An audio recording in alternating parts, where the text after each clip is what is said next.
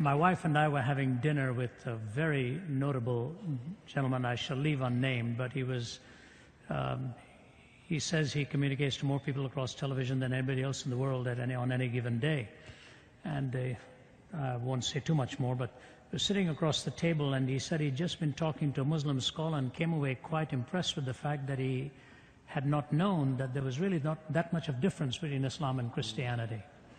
So my wife and I were having dinner with him, and my wife is very, very well controlled in her expressions, and I thought she was going to choke at that moment. I had to just turn over to her and calm her down.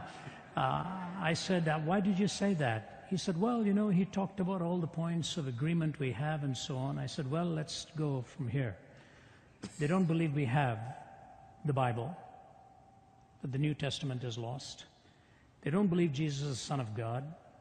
They don't believe he died on the cross. They don't believe he rose again from the dead. They don't believe he's coming again as king. Do you think there's a difference between what they believe and what we do? I said, they don't have the gospel. But you know, this is the problem. The Muslims have shown us up. We don't know what we believe. When they present their ideas to an average young Christian going to one of these emergent churches, one of the most prominent of those churches draws about 20,000 on Sunday. You can read his book. In that entire book of having a better life now and best life now and so on, there is not one mention of the cross in it.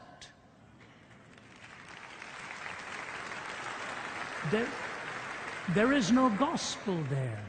And so, you know, along with all the other compromises, we're going to be shown up.